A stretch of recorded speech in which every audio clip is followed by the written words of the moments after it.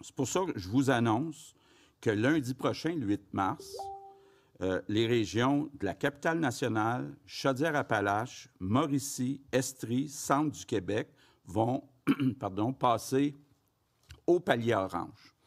Donc, ces régions-là, ça veut dire que les gyms, les sports à deux, les salles de spectacle, les restaurants vont pouvoir rouvrir, donc dès lundi prochain jusqu'à 9 h le soir, puis le couvre-feu va passer à 9 h 30 le soir dans ces régions-là. Je rappelle que dans les zones oranges, les enfants qui sont avant la 5e année n'ont pas à porter de masque, puis on a fait aussi un accommodement. Dans toutes les zones oranges, le nombre de personnes maximum dans les lieux de culte va passer de 25 à 100.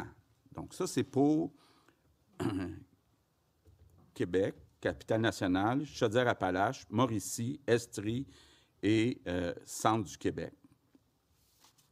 Maintenant, pour ce qui est de Montréal, Laval, Montérégie, Lanaudière, Laurentides, la santé publique prévoit que dans les prochaines semaines, il va y avoir une augmentation des cas et des hospitalisations. Donc, on ne peut pas, dans cette situation-là, changer la couleur de ces zones. Donc, ces zones vont rester rouges par prudence. Par contre, on est en train d'examiner 3 sujets qui reviennent beaucoup. Entre autres, j'en parle avec beaucoup de nos députés. D'abord, le sport.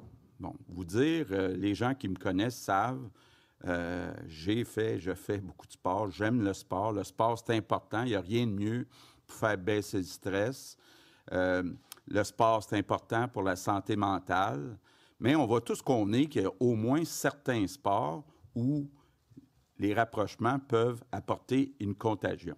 Donc, on a eu beaucoup de discussions avec la santé publique. La santé publique est d'accord qu'à partir du 15 mars, partout au Québec, on va pouvoir commencer le parascolaire. Parascolaire, c'est plus que les sports. Ça inclut même les sorties publiques. Mais je pense que ça va faire du bien aux jeunes. C'est plus facile un peu dans les écoles d'avoir un cadre qui est bien contrôlé, donc les consignes bien respectées dans les écoles. Et on va aller plus loin que ça. On va poursuivre dans les prochains jours les discussions, entre autres avec les fédérations sportives, avec la ministre du Sport, Isabelle Charret. Puis on vous promet la semaine prochaine d'arriver avec un plan complet de déconfinement progressif dans le secteur du sport qui est tellement important pour la santé mentale de tous les Québécois, mais en particulier chez les jeunes. On va aussi continuer de travailler sur les salles de spectacle, les lieux de culte, pour voir dans les zones rouges ce qu'on est capable de faire. Mais on veut voir les impacts de la semaine de relâche. Cette semaine, là, il y a une grosse inconnue. Est-ce que les consignes vont être respectées ou ça va être comme dans le temps des fêtes?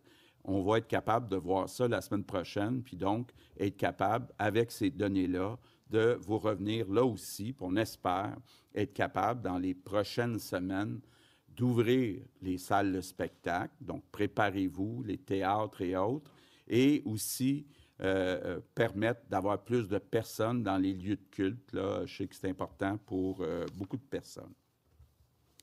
Il y a quelques autres sujets